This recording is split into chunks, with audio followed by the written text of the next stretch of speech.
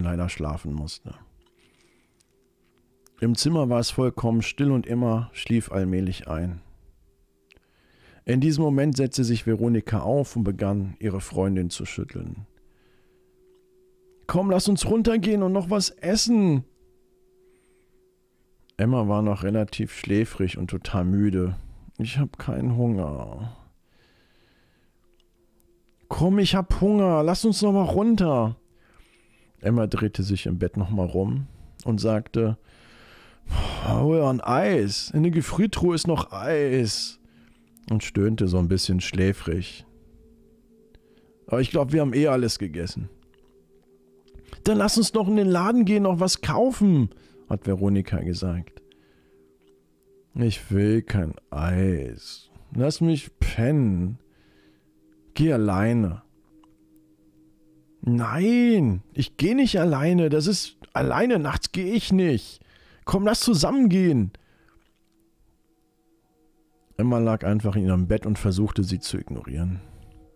»Bitte, Emma, ich will wirklich ein Eis.« Wird langsam ein bisschen knöderig. Emma war genervt, sie hatte es satt, jetzt noch das ganze Gejammer von ihrer Freundin zu hören. Okay, wenn es dir so wichtig ist, dann gehe ich mit dir in den scheiß Laden, beruhig dich. Das Mädchen zog sich schnell an, die Freundin genauso, Jacken angezogen. Sobald sie aber jedoch das Haus verließen, packte Veronika die Hand ihrer Freundin und zog sie in die entgegengesetzte Richtung. »Das ist nicht der Weg zum Laden«, hat Emma gesagt. »Sch«, zischte Veronika. »Wir gehen zum Polizeirevier.« Als ich in den Spiegel schaute, im Zimmer, konnte ich sehen, dass unter deinem Bett ein Mann lag. Und den kannte ich nicht. Solche Sachen können dir relativ schnell passieren. Dass du durch Zufall in deiner Wohnung etwas siehst, jemanden siehst, obwohl niemand dort sein dürfte. Gut, dass das Mädchen im Grunde genervt wurde, durch ihre Freundin Eis zu holen. Was wäre gewesen, wenn sie gesagt hätte, sie soll alleine gehen? Oder sie ignoriert hätte und nicht zu ihr geschaut hätte? Was wäre passiert, wenn sie nicht darauf geachtet hätte, was sie sagt und nicht zu ihr geschaut hätte, nicht den Spiegel gesehen hätte, der neben der Tür hing, um den Mann unter dem Bett zu sehen, der dort kauerte? Wer weiß, was er gemacht hätte, wenn die Freundin Eis holen gegangen wäre? Wer weiß, was passiert wäre, wenn beide geschlafen hätten? Vielleicht wäre den beiden Kindern nichts passiert, aber vielleicht hätte es auch so sein können, dass sie nie wieder aufwachen. Wir wissen es nicht und das ist das Schlimme an dieser ganzen Sache. Es gab auch mal ein anderes kleines Mädchen, Holly, gerade 6 Jahre alt geworden. Es war auch so eine Halloween-Nacht damals. Und ihre Eltern beschlossen, an dem Hochzeitstag essen zu gehen. Sie wollten in einem schönen Restaurant feiern. Und sie hatten einen Babysitter für ihre kleine Tochter geholt. Das Mädchen von der Straße, nicht weit entfernt, ein paar Häuser nur weiter. Und dieses Mädchen sollte babysitten. Als das Mädchen angekommen ist zum Babysitten, haben die Eltern ihr eine Handynummer gegeben. Im Notfall soll sie anrufen, bitte. Der Babysitter machte Essen für das kleine Mädel, für die Holly, und hat sich hingesetzt zum Fernsehschauen. »Kann ich Nachtisch?« hat Holly die Babysitterin gefragt. »Was wissen? Was magst du denn?« »Eis.« »Eis.« Die Babysitterin schaute erstmal im Tiefkühlfach und hat nichts gefunden. »Ich kann kein Eis finden, Holly.« »Im Gefrierschrank, unten im Keller«, hat Holly gesagt. Die Babysitterin öffnete die Kellertür, drückte den Lichtschalter, der ging aber nicht an. Vorsichtig ging sie die knarrenden Stufen in den Keller hinunter. Schließlich fand sie den Gefrierschrank und hob den Deckel hoch, holte eine Dose Vanilleeis raus und schaute aus dem Fenster. In der Dunkelheit konnte sie durch das Fenster im Keller draußen ein kleines Mädchen mit langen blonden Haaren stehen sehen. Das Mädchen hatte ein rotes T-Shirt an und stand mit dem Rücken zum Fenster gedreht, was sie von dem Keller unten erkennen konnte. Sie konnte aber auch sehen, dass das Mädchen irgendwas Schwarzes auf den Kopf aufhatte. Es ist Halloween. Es sind immer irgendwelche komischen Kids unterwegs. Sie ging wieder nach oben, hat das Eis in eine Schüssel gepackt und stellte es vor Holly. Das kleine Mädchen verzog das Gesicht. Keine Schokosirup? Okay, wo ist das? Fragte die Babysitterin. Auch im Keller. Die Babysitterin ging die Treppe runter, pflichtbewusst. Als sie nach dem Schokoladensirup suchte, warf sie einen Blick noch aus dem Fenster. Das kleine Mädchen stand immer noch draußen. Aber dieses Mal stand sie vor dem Fenster. Jessica sah, dass sie so eine komische Maske aufhatte. Jessica hieß die Babysitterin. Die Maske war schwarz mit roten Strichen und Ornamenten auf der Maske. Und auf dieser Maske war ein Mund mit großen, weißen, schwarzen Zähnen. Es machte ihr schon ein bisschen Angst. Die Babysitterin holte den Schokoladensirup heraus und ging die knarrende Treppe wieder hinauf. In der Küche goss sie den Schokoladensirup über Hollys Eis. »Danke. Du hast doch auch ein paar Zuckerstreusel?« Die Babysitterin, lass mich raten, die sind im Keller. »Ja, im Keller.« Sie ging die Treppe wieder runter. Licht ging nicht. Als sie die Schränke durchwühlte, sah sie aus dem Fenster wieder dieses kleine Mädchen mit der Maske draußen stehen. Diesmal aber hatte dieses Kind ein großes Messer in der Hand. Die Babysitterin wurde unruhig. Sie versuchte, es irgendwie zu verarbeiten, was sie dort sieht. Vielleicht war es auch Teil des Kostüms, ein Gummimesser. Es kam mir doch auch seltsam vor, dass die Eltern eines Kindes ihr erlaubten, nachts mit einem Messer drauf und rumzulaufen, auch wenn Halloween ist. Und alleine ein Kind in dem Alter.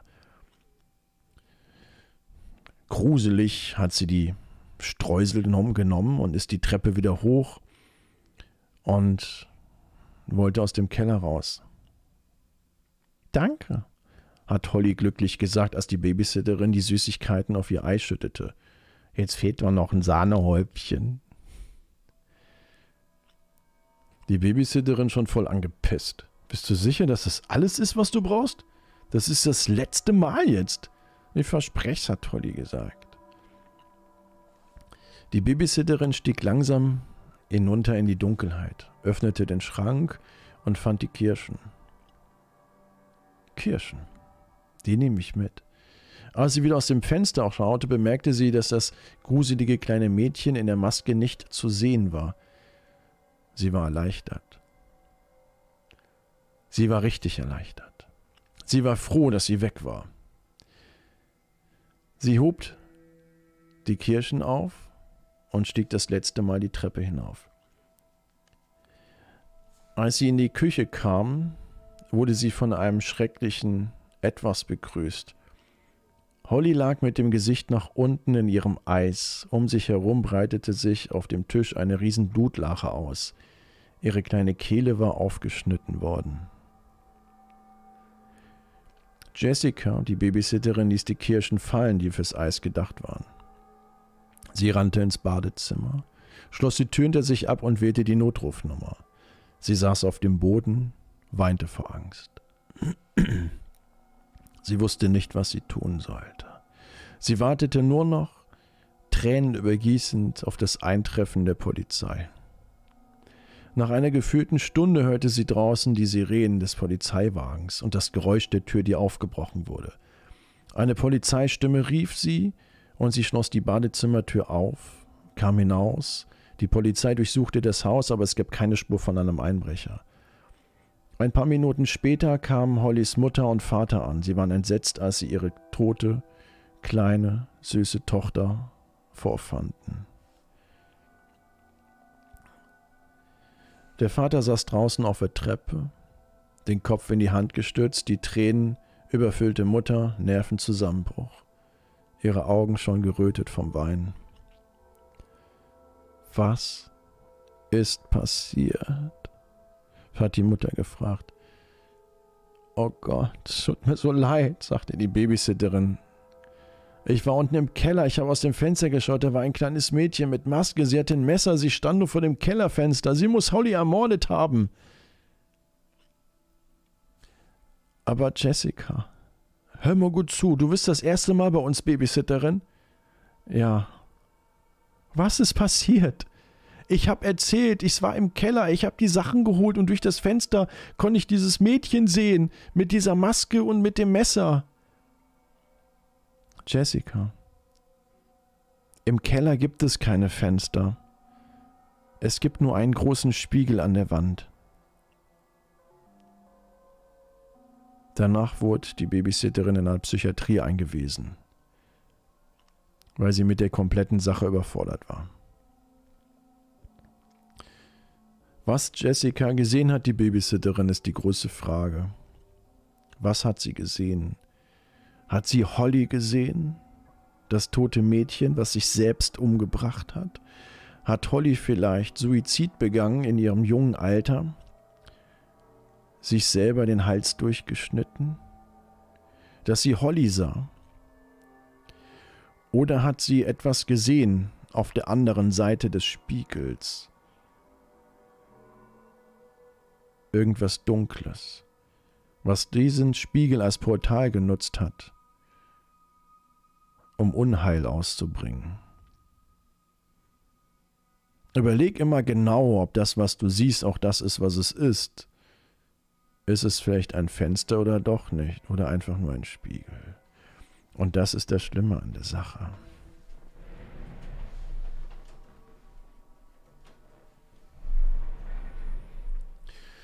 Wir werden uns die nächste Geschichte anschauen. Es gibt viele kranke Geschichten dort draußen, die sich vielleicht so zugetragen haben könnten. Es gab einen Jungen mit dem Namen Melvin. Melvin hatte immer gelächelt. Melvin hatte immer ein Lächeln im Kopf. Viele Leute dachten, dass er nicht so ganz schlau sei. In der Schule wurde er von seinen Mitschülern täglich gemobbt. Sie hielten ihn für dumm. Dummer Melvin. Melvin, du Dummkopf.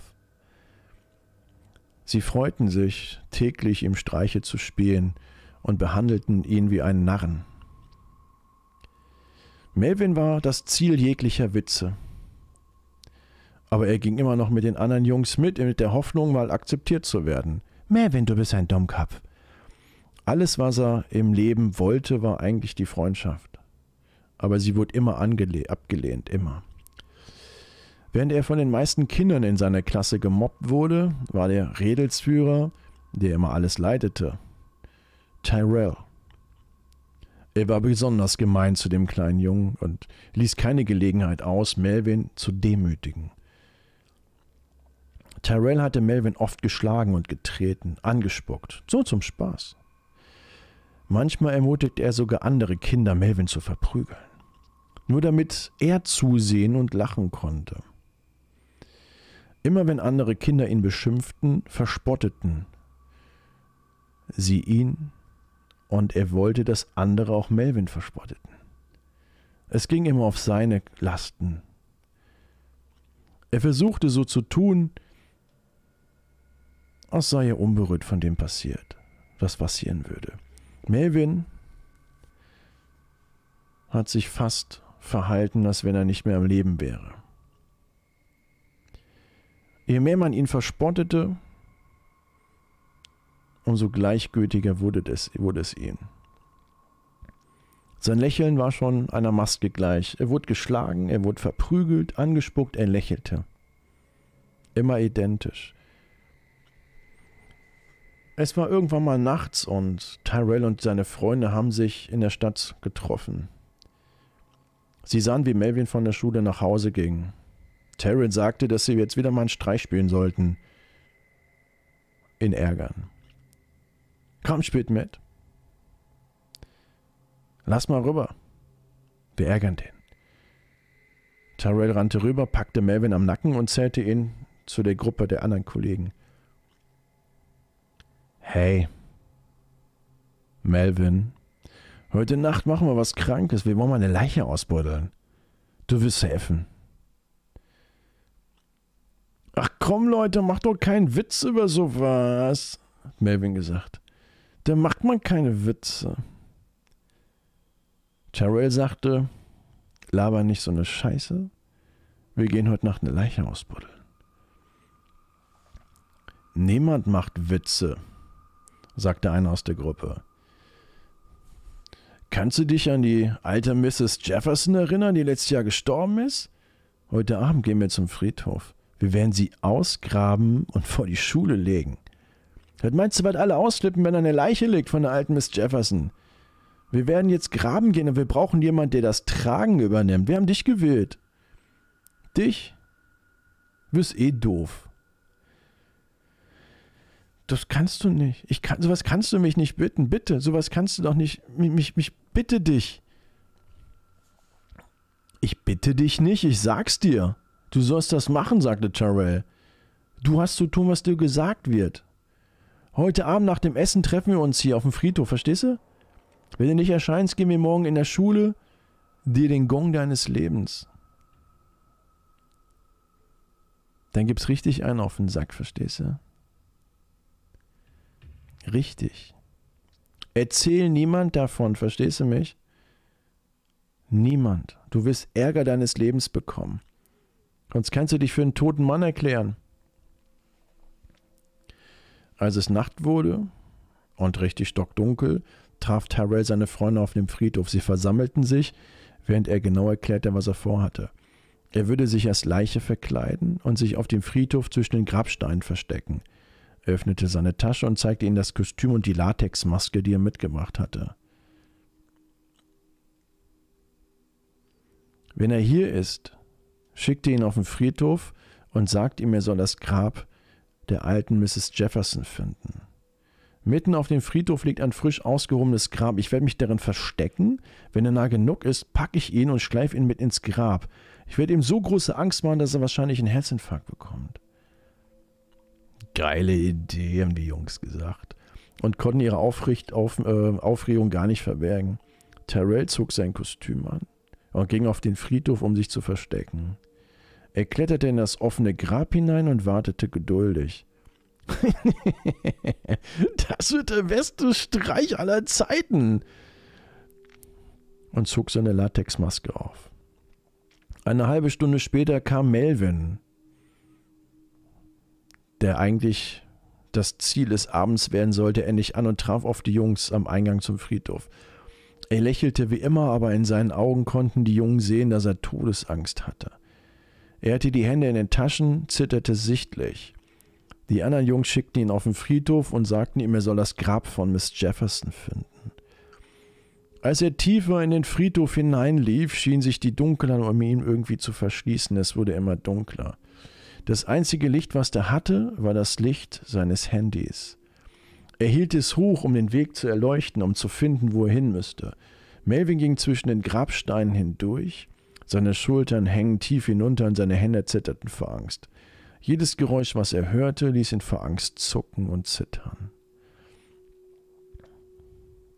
Schließlich erreichte er die Mitte des Friedhofs und erreichte das frisch ausgehobene Grab. Als er sich vorsichtig dem Grabstein näherte, um die Inschrift zu lesen, kam eine Hand aus dem Grab und packte ihn am Knöchel. Melvin stieß einen Schrei aus und plötzlich zog ihn die Hand tief in den Grab hinein.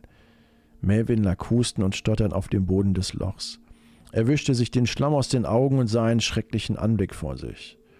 Über ihm stand eine Leiche, sein Gesicht war blass, runzelig, seine Augen eingefallen und sein Schädel gebrochen. Melvin stand mühsam auf und zog ein großes Messer aus seiner Tasche. Tyrell war entsetzt. »Warte, stich mich! Nicht stechen!« und versuchte auszuweichen. »Warum nicht?« fragte Melvin. In Panik fiel Tyrell nach hinten und verfing sich in seinem Kostüm. Melvin schwang das Messer. Die Klinge glitzerte im Mondlicht. »Warte, du verstehst nicht«, rief Tyrell und riss verzweifelt die Latexmaske ab. »Ich bin's, Tyrell, wir haben dir nur einen Streich gespielt.« Melvin ging weiter auf ihn zu, hielt das Messer fest umklammert und hob es über seinen Kopf.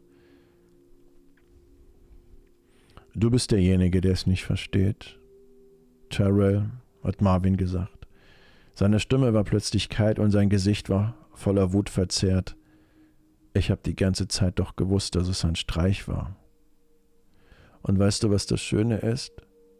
Das Grab für dich ist schon fertig. Schlaf gut, mein Schatz.« Eine Geschichte, die letzten Endes traurigerweise schon wahr sein kann. Menschen, die in einer Notsituation sind, ihr ganzes Leben lang sowas mitgemacht hatten, dass die diesen Weg wählen. Kein richtiger Weg, nicht der beste Weg, aber traurigerweise.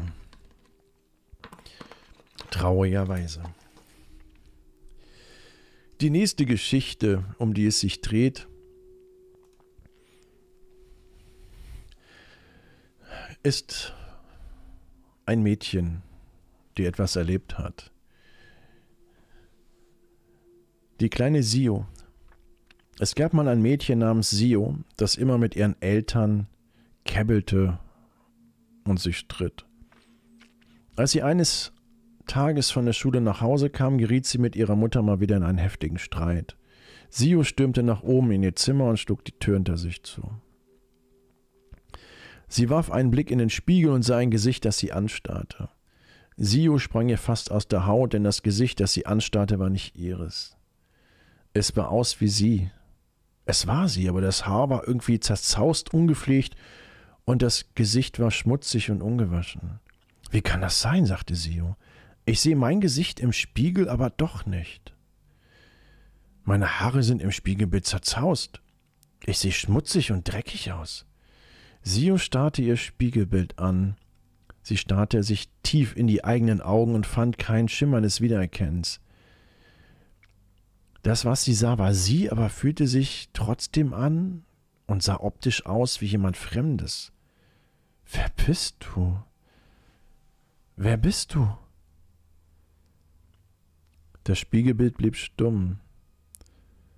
Sie merkte auch, dass sich die Bewegungen nicht spiegelten, die sie tätigte. Wenn sie sprach, »Wer bist du?«, öffnete sich nicht der Mund des Spiegelbilds. Sio streckte die Hand aus und berührte den Spiegel. Das Mädchen im Spiegel steckte auch die Hand aus und berührte es ebenfalls und ihre Finger berührten sich. »Hau ab«, rief Sio. »Geh dahin zurück, wo du hergekommen bist.«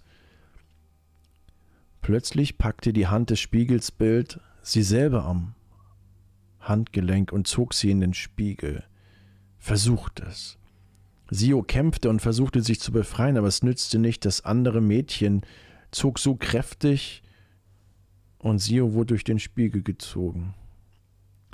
Als sie aufwachte, fand sich Sio in einem dunklen, verlassenen Wald wieder. In der Ferne hörte sie seltsame Tiergeräusche. Ein seltsamer Nebel schlängelte sich um die Bäume. Sie begann zu rennen, obwohl sie nicht wusste, wohin. Sie suchte nach einem Ausweg aus diesem Wald, aber sie drehte sich immer wieder im Kreis. Schließlich setzte sie sich auf einen Baumstamm und legte das Gesicht in die Hände und weinte bitterlich. Währenddessen saß in Sios Zimmer ein Mädchen auf dem Bett und lächelte von einem Ohr zum anderen. Sie fing an, ihr Haar zu bürsten, ihr Gesicht mit Taschentüchern zu reinigen. Als sie fertig war, stand sie auf und trat gegen den Spiegel, bis er kaputt ging. In diesem Moment hörte man eine Stimme von unten rufen: »Sio, Abendessen ist fertig!« Das Mädchen ging nach unten, schaute noch, dass die Tücher von der Gesichtsreinigung nicht zu sehen waren, ging in die Küche. Am Tisch saßen der Vater und die Mutter. Es war ein Stuhl frei, also setzte sich das Mädchen genau auf diesen Stuhl. »Du siehst auf einmal glücklich aus«, sagte der Vater. »Ja, ich bin glücklich. Ich bin einfach nur froh, bei euch zu sein.« Wenn wir überlegen, dass Spiegel Portale sind, wenn man überlegt, dass Spiegel Portale sind und wir nicht wissen, was auf der anderen Seite ist, wie die andere Seite aussieht, ist immer noch die Frage, was ist auf der Rückseite vom Spiegel? Ist das Spiegelbild, was wir sehen, wirklich unser Spiegelbild? Oder ist es nur ein Abbild? Etwas, was auf der anderen Seite ist. Eine Kopie von uns. Vielleicht lebt ja eine sogenannte Kopie auf der anderen Seite des Spiegels. Wir wissen es nicht. Wir haben keine Ahnung. Ich weiß aber noch, dass damals ein neuer Junge in die Klasse gekommen ist. Er war sehr gewöhnlich. Sah aus wie jeder. Aber auch irgendwie langweilig. Das einzige Bemerkenswerte, was ich damals noch wusste an ihm, das war, dass seine Augen hinter einer dunklen Sonnenbrille versteckt waren. Die Lehrer stellten ihn in die hintere Reihe und haben auch selten mit ihm irgendwie während des Unterrichts gesprochen. Der fremde Junge schien irgendwie in den Hintergrund zu treten und niemand beachtete ihn wirklich. Er spielte auch mit keinem der anderen Kinder. Er sprach mit niemand und beantwortete auch keine Fragen der Lehrer. Er war nie in der Schulkantine. Man hat ihn nie gesehen. Als der Unterricht zu Ende war, blieb er sitzen, während die anderen aus der Tür rannten. 2 Wochen lang ging dieser seltsame Junge ohne Probleme zur Schule, doch eines Tages spielte ein Mädchen in der Mittagspause im Klassenzimmer mit einem Ball. Sie warf es zu weit und traf den Jungen am Kopf und schlug ihm seine dunkle Brille ab. Sie rannte rüber, um den Ball zurückzuholen, um sich bei ihm zu entschuldigen, aber als sie in die Augen sah, begann sie hysterisch zu schreien, bekam Angst, wurde ohnmächtig. Einige Schüler trugen das bewusstlose Mädchen zum medizinischen Zentrum der Schule. Als sie aufwachte, weigerte sie sich zu sprechen und saß einfach in einer Ecke und klammerte sich und schüttelte vor Angst den Kopf. Der Lehrer fragte einige der anderen Schüler, was passiert sei. Sie sagten, dass das Mädchen von dem fremden Jungen irgendwie erschrocken sei. Es sei dann passiert, als die Brille runtergefallen ist. Es soll so ausgesehen haben, als hätte er keine Augen, nur rote Löcher, wo seine Augen hätten sein sollen. Die Lehrerin beschloss, seine Eltern anzurufen, aber als sie ins Büro ging, um seine Unterlagen einzusehen, stellte sie fest, dass alle seine Dokumente fehlten. Schließlich gelang es ihr, seinen Namen und die Adresse über das Internet ausfindig zu machen. So stieg die Lehrerin am nächsten Tag in der Mittagspause, während der Junge noch im Klassenzimmer saß, in ihr Auto und fuhr zu ihm nach Hause. Als sie bei ihm ankam, klingelte sie an der Tür. Eine alte Frau, von Kopf bis Fuß schwarz gekleidet, öffnete diese. »Ich würde gern mit Ihrem Sohn sprechen«, sagte die Lehrerin.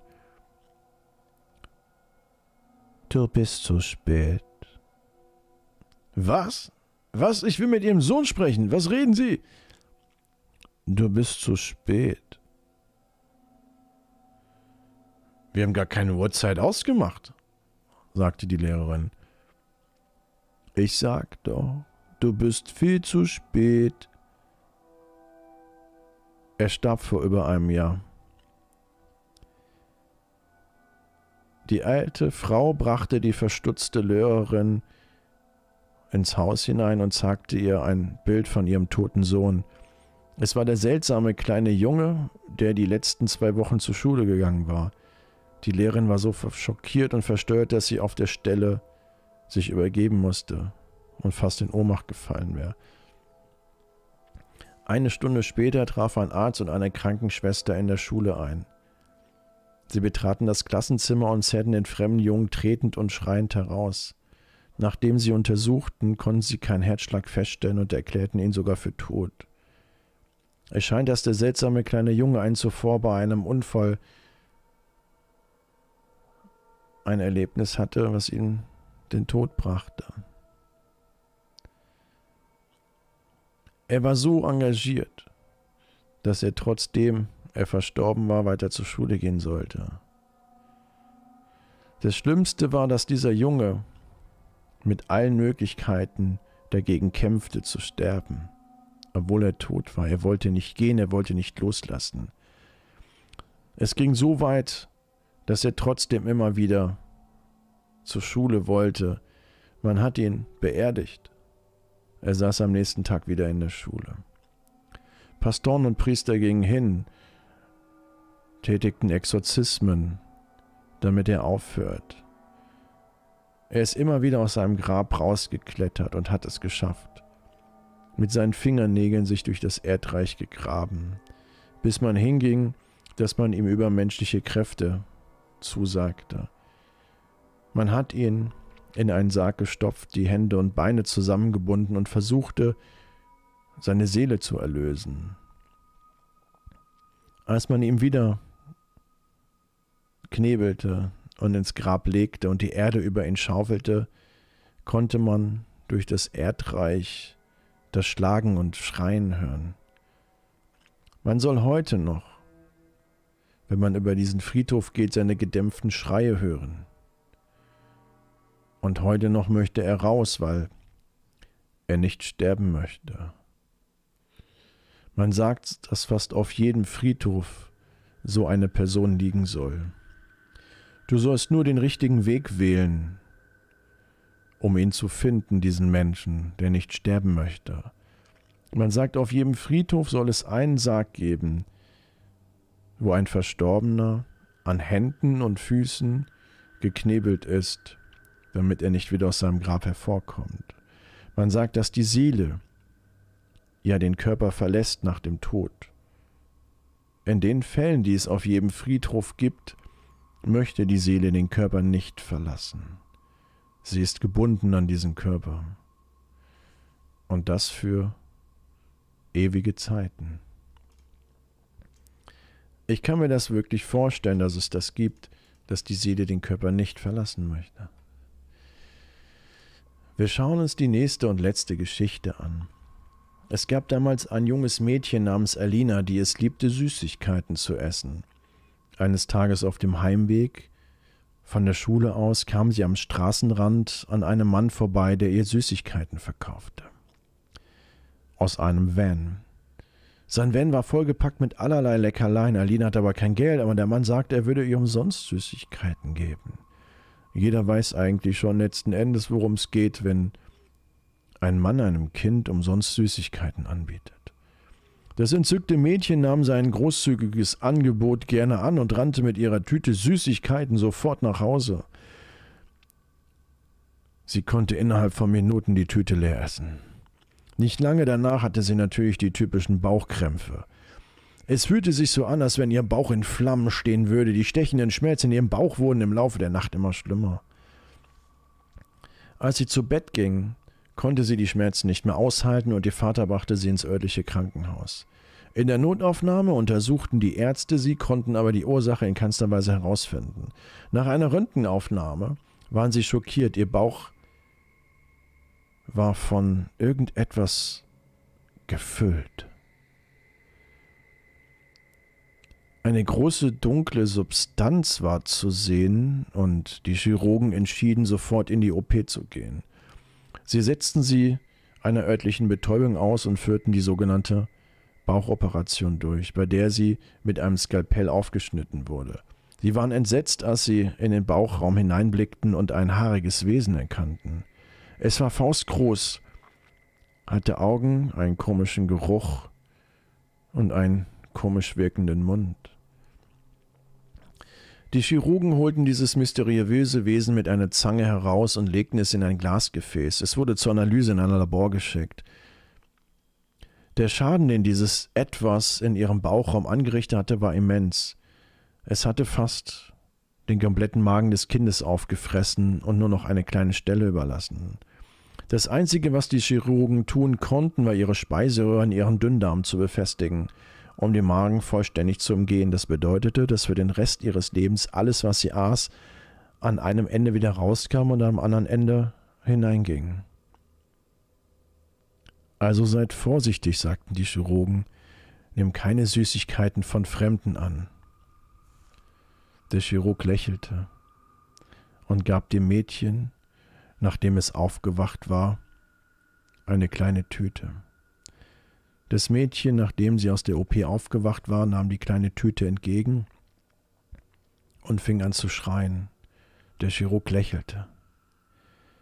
Auf der Tüte war das gleiche Logo wie auf dem Van, Candy Van. Und sie wusste, dass der Chirurg die gleichen Bonbons in der Hand hielt.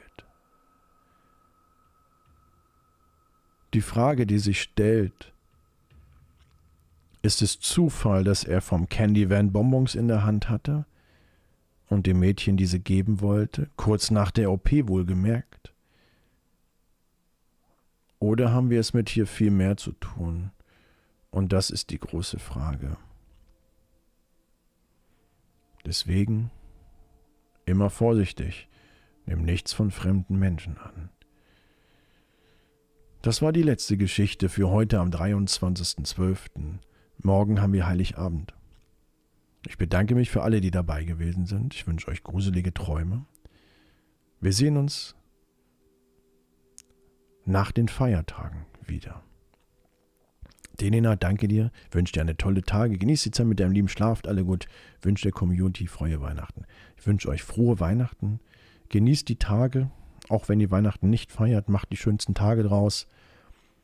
Ich freue mich. Wir sehen uns am Montag wieder. Wir haben Freitag, Samstag, Sonntag. Wir sehen uns am Montag wieder. Das ist der 20. Deswegen schlaf gut, ihr Süßen. Dicken Kuss geht raus. Danke für alles. Frohe Weihnachten. Ciao.